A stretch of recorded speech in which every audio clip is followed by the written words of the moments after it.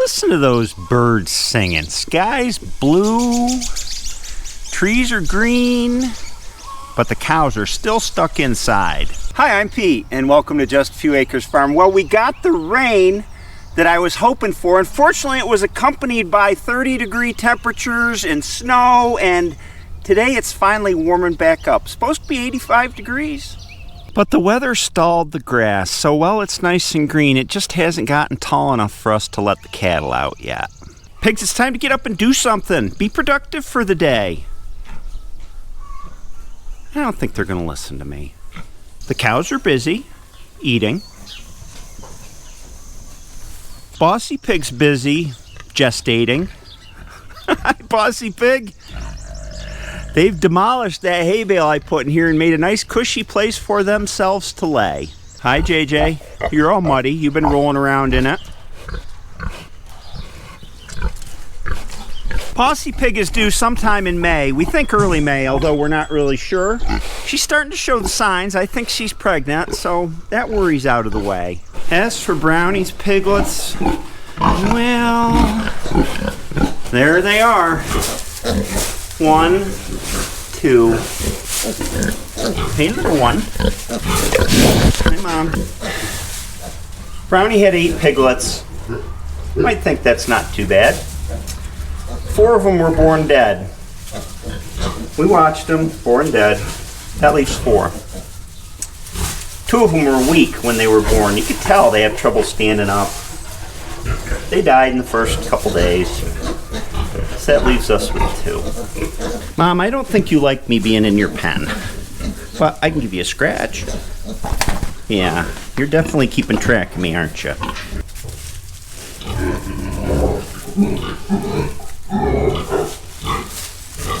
Well, I greatly appreciate that Brownie had piglets. And I like Brownie. She's never had real good litters. Her piglets have always been small. We've compared them to our old sow Red. Red would have huge piglets. And her litters have never been real,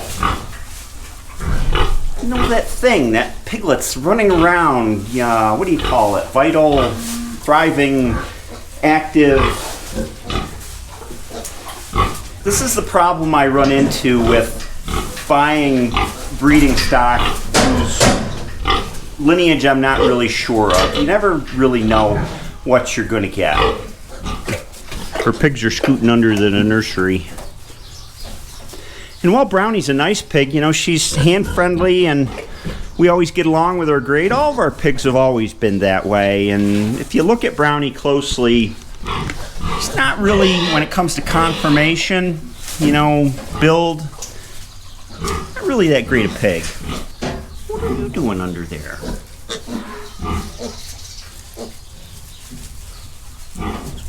And this is why, regardless of attachment to the animals, we're always looking to upgrade our genetics. All right, monsters. You're going to get thirsty today. I'm sure of it.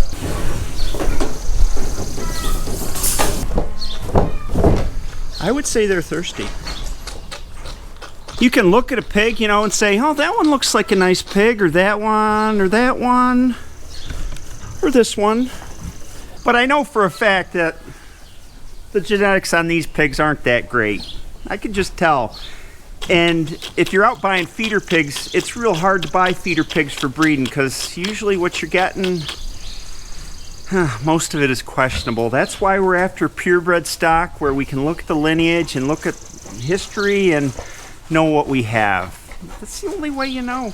We did it right with our beef cattle. We went out and we got all registered breeding stock and we knew what we were getting, and it's paid off in the long run. I don't know why we never made the connection with pigs, but I am making it now. I've been burned too many times. What I'm nervous about though is I knew this last fall, so I arranged to have 2 Tamworth gilts and 1 Berkshire gilt ready for purchase this spring from registered breeders.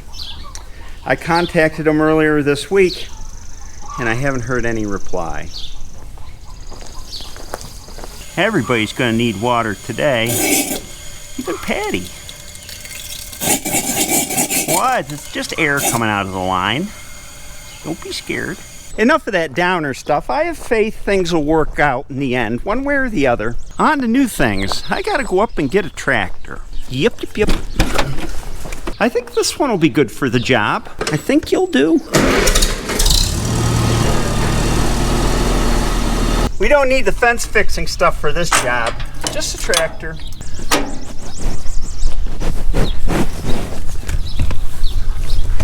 You ladies had to come and check out the camera, didn't ya?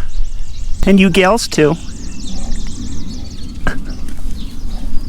We gotta go right out here into the field and get this gravity wagon. Everybody's curious this morning. Are you gonna let us out on the grass? No, not today. Well, I thought I hit that. They're asking, and I'm saying no. Next week. This should be fun.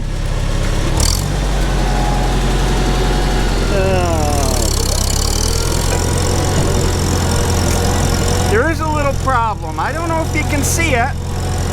Look closely.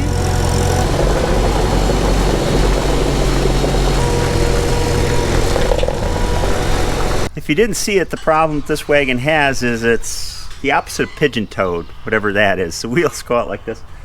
This one's stuck in place on a turn, and it's bent the tie rod underneath. And I bought this wagon about 8 years ago, and it was always a little stiff no matter how much I greased it, and finally it just seized up. I wasn't sure exactly where it was coming from until the tie rod bent. So it's pretty clear it's this wheel that's the problem. Hey. I'm gonna have to take off that tie rod and then see where we are. The tie rod here torqued on this stuck spindle knee so much it broke the weld here. We can fix that. I just about got it off now. Well, I'll do that one inside too sooner or later. Pressure wrench is pry bar. No. There we go.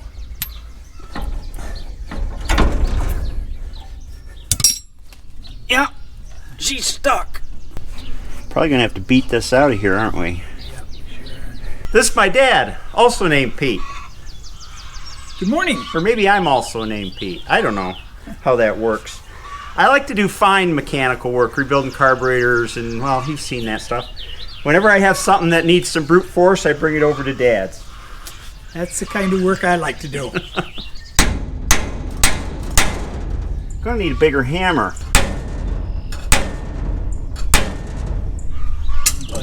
No, didn't move.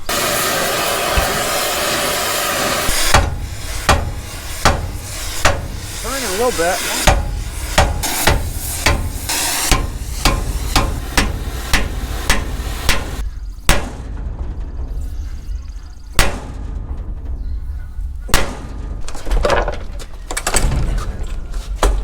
Need something more solid to pound on.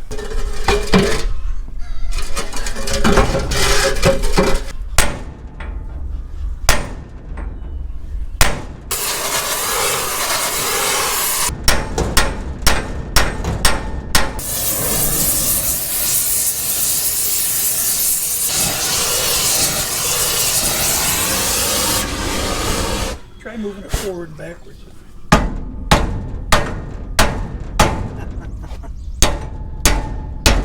It's time to do some surgery.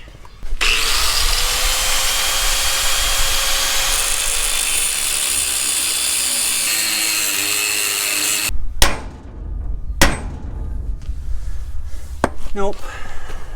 I just gotta cut some more. It doesn't really matter if I cut into the spindle, I don't think. No, I don't think so either.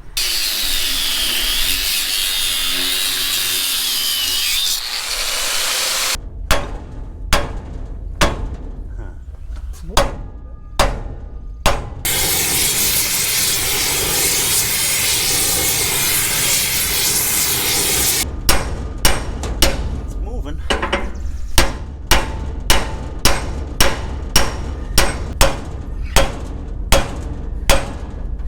Put your hands right on there.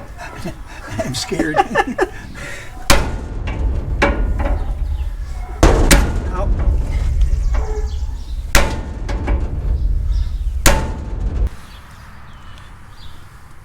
I don't know. Might have to make this into a trilogy.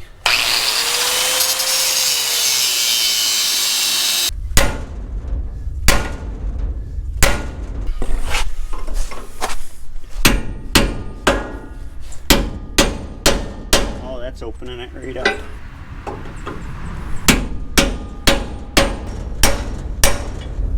Got her scared now. Is it Yep. dropping? Yep.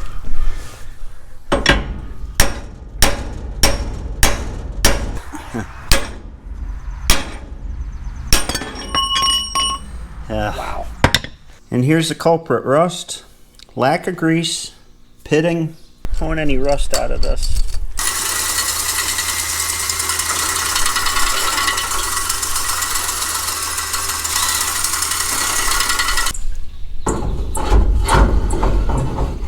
I would say that's better. I would say it's better too. It's got play in it. That's good, I think.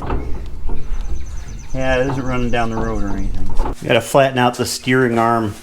It's all bent up. You ever watch a guy on YouTube that just, the whole channel is he just crushes things in a big hydraulic press? No, I haven't. He's got a huge hydraulic press. He just puts stuff in it and crushes it.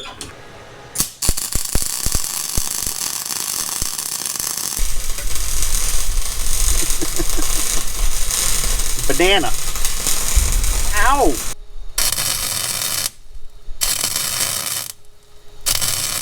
We got this all welded back close, and we're gonna put new grease zerks in here. The old ones were push-in grease zerks, and I'm not too crazy about them.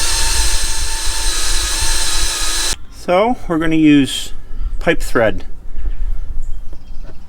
grease fittings instead.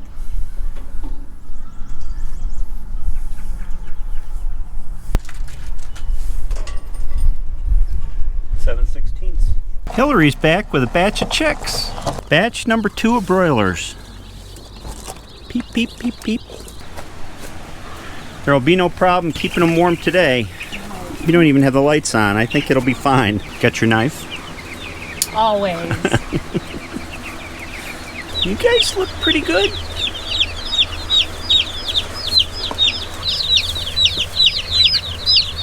We raise a lot of chicks every year, especially broilers. A batch every 2 weeks. We found some things work well for starting them out. The first is withhold their feed for 2 hours, but give them water right away. You don't need to dip their beaks in water. They find the water just fine. Anything that we raise, layers, broilers, turkeys, find the water just fine. Don't need to add anything to the water. No sugar, none of that stuff. And our mortality rate is less than 5%. These guys are really yellow. They scoot around pretty quick. They find the water. They're curious. Now we can put this back together. We'll coat it with grease.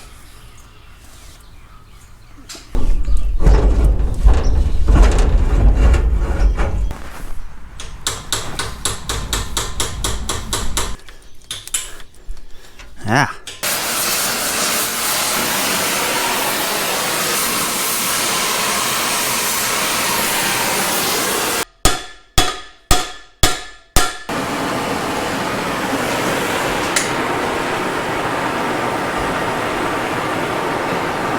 Oh, we probably have to take it up off the stand, don't we? Is it in the way? I think so. Alright, here you go. Now we gotta jack it up. The stand's just got to come that way. Okay, you can let it down. Just eyeballing this because it's only a wagon. The other wheel is straight on, this is straight out. Got this one set straight, and the tie rod needs to be shortened a little bit. Of course, it's hotter than the surface of the sun. That other side took grease on the knee or spindle or whatever, so All the way down the bottom. it oozed out of the top.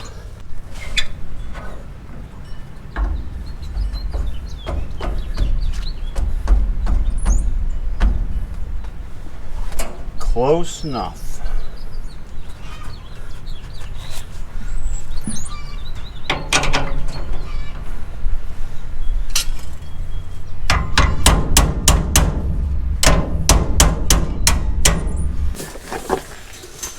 Time for wheels. I always grease the lug nuts.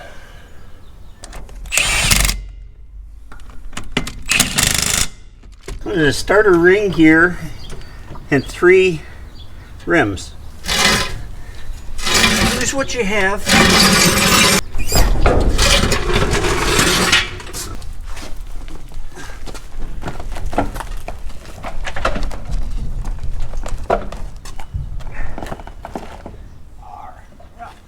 Turns. Well, that was easy.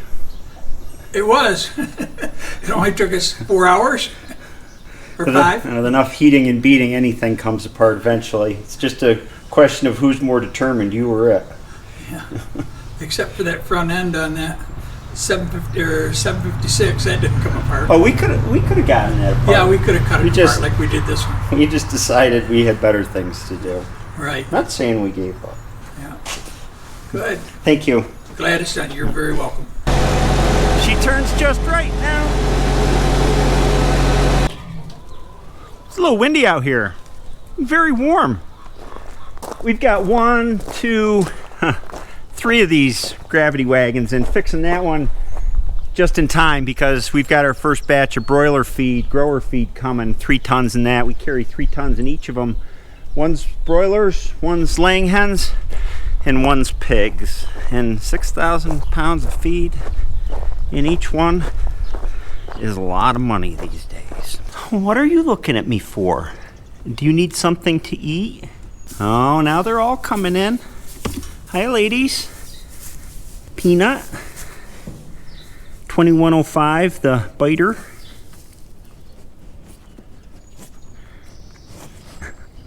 Next job, these ladies need some more hay. Because you know what's left here just isn't good enough for them. They're very picky. And they will tell me about it. And I won't be able to get them hay tomorrow because I'll be at market. So we'll do it now. Yeah, I gotta deal with that. Okay, let's go up here. Titus would like us to know that he's unhappy. So he's imitating a donkey. Ah, this one looks good for him. There we go. This is always kind of a tricky maneuver, getting it into this little corner pen with other stuff in the barn. See how that is. I'm finishing out my work day by packing for farmer's market because it's Friday and farmer's market is on Saturday. We only go to farmer's market on Saturdays. Oh, we need some sausage. We are quite low on stock. We've got sausage, a few stew hens, no broilers this time of year, a little bit of ground beef left, bacon, few pork chops, no beef, well, except for ground beef. The only thing we have a lot of this time of year is eggs, because the hens are producing 80 to 100 dozen a week right now, on their way up still until the summer solstice. So we go to sell eggs, and then the other stuff will come in. Beef will come in around July 4th is when we have our first beef coming back of the year, and chicken Memorial Day weekend, and fresh batch pork mid-June. That's my day, and my muscles are telling me I'm ready to go inside. It occurred to me while we were doing the work on the wagon how much work in farming is in support of the animals and not directly dealing with the animals. And that may be a surprise to those who aren't in the farming business.